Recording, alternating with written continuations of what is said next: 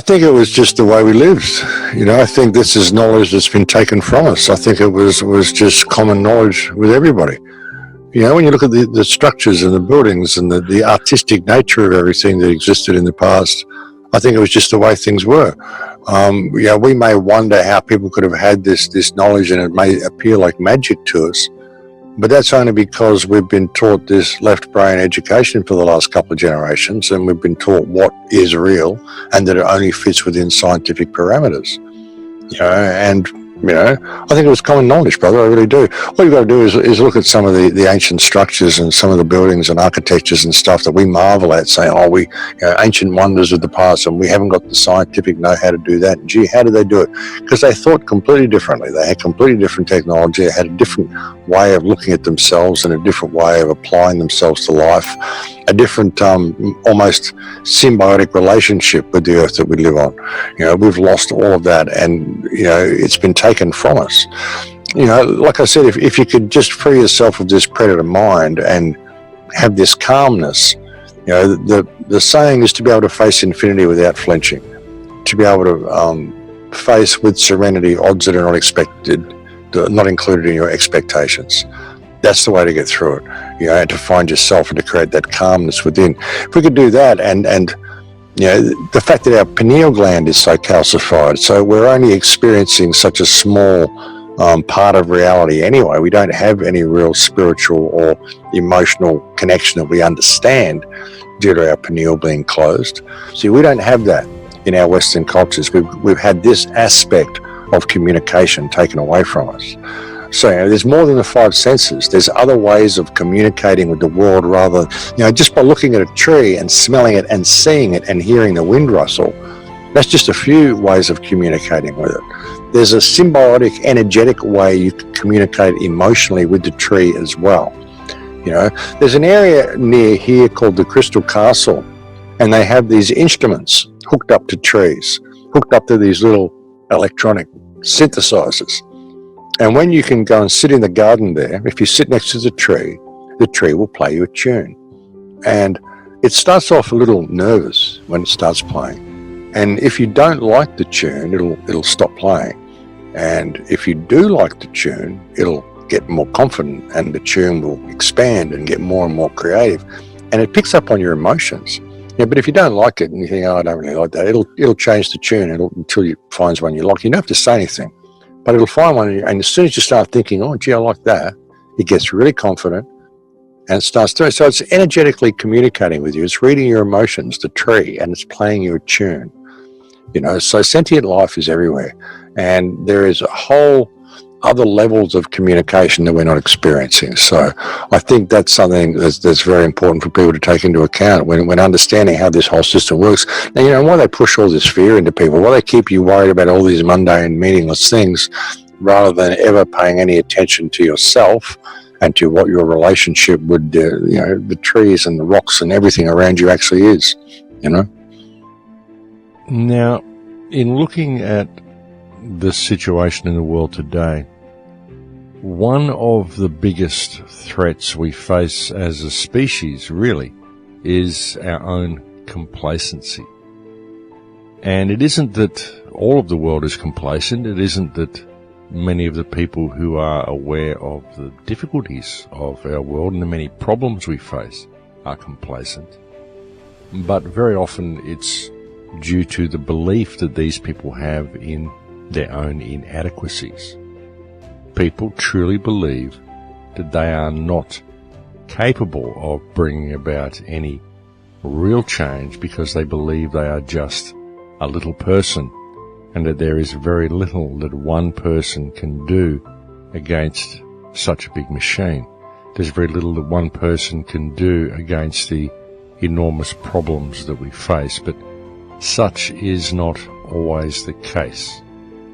In fact, the opposite is very much the case, because when you look at the world and when you look at the history of the world, what you find is that all of the changes that have ever been brought about in the history of the world have ultimately been brought about due to the actions of one single person who decided to act.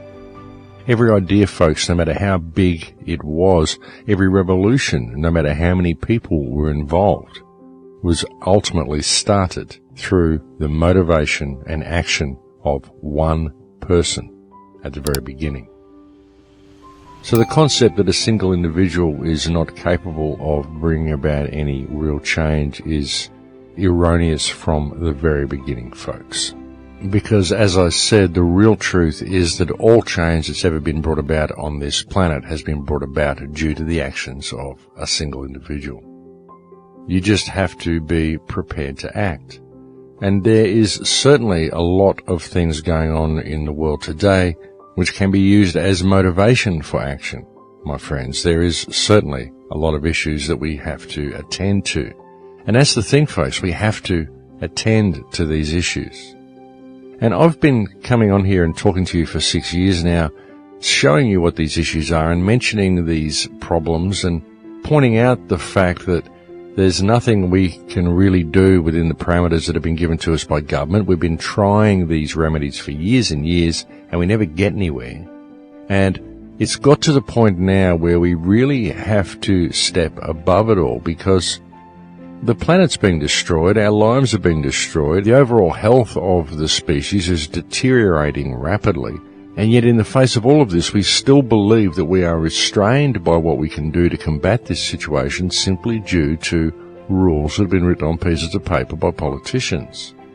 And it's gotten to the point that it's getting ridiculous, folks. I mean, where is your line in the sand? What's it going to take for people to realize that you can't allow yourself to be killed simply because someone wrote a rule down on a piece of paper that says, no, you're not allowed to step out of the path of the oncoming train, because if you do, you will have broken the law. I mean, that's virtually what it is, folks. We've got an oncoming train in the form of government criminality and all of the problems that these governments are creating in the world. And we're not stepping out of the way of this oncoming train because we believe we're constrained by what we are able to do because someone wrote down some rules on a piece of paper. And so because of that, we're simply allowing the world to be destroyed around us. And I would suggest, folks, that if people really step back and look at this, they will find that this is not the act of a sane mind. That there comes a time in life, folks, when we simply have to start taking responsibility for things. And having had a bit of a look around me and had a glance at the overall state of this planet, I would suggest that that time may well be now, my friends. And if we all gave a little bit more than we received, then the entire world would be in a state of abundance by default. And really, folks, I think it's our natural state. Giving is our natural state. We naturally want to give and we want to help people around us.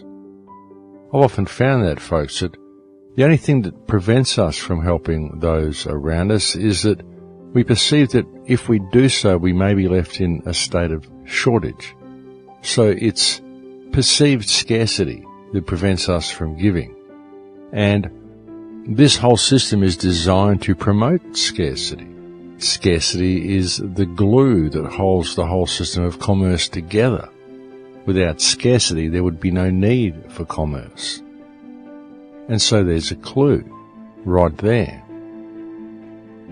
But really, folks, it's fiction, and it's based on fear. See, we don't give because we believe that if we do give, we will be left in a state of shortage down the line, because we don't have faith in those around us to give to us when we're in a state of hardship. And very often such fears are quite well placed, because very often people will not give because they in turn perceive that if they were to give, they in turn would be in a state of shortage further down the track. But you see, folks, that's where it defeats itself, because if everybody did it, then there would be no shortage. That's the thing. If everybody gave a little bit more than they received, then there couldn't possibly be any shortage. There could only be abundance. In fact, people would soon learn that the more they gave, then the more abundant society was, the more abundant everybody was, and the more people were kept free from ever being in a state of hardship, you'd find that crime would become a thing of the past, and hardship would be eliminated simply by people giving more than they received. And imagine, folks, if everybody around you is giving more than they receive, then you would end up receiving more than you could possibly give, even though you were attempting to give more than you received. So you see, it would create a snowball effect whereby the entire world couldn't help but be in a state of abundance. If people could simply overcome this hurdle that they have, the fear they have of giving. And this fear is based on a state of perceived scarcity, which has been superimposed over human consciousness, because scarcity is not the natural state of mankind. Scarcity can only be achieved via fear and via a controlled concept that is superimposed over their minds, because our natural state is a state of abundance, especially since we are naturally giving and caring creatures. And so you see, this is one of the main goals of the commercial system, folks, is to disconnect you from your natural state of abundance, to disconnect you from your natural tendency to be a giving, caring person, and to place you into an artificial state of scarcity, which is completely contrived and which is cleverly designed to place people into a position where they must either exploit the planet or exploit the people around them in order to alleviate this state of scarcity. But it's contrived, folks. It's just been superimposed over the human experience. It's not your natural state, and it's one of the main tools that is used to ensure that mankind stays in its current state of division.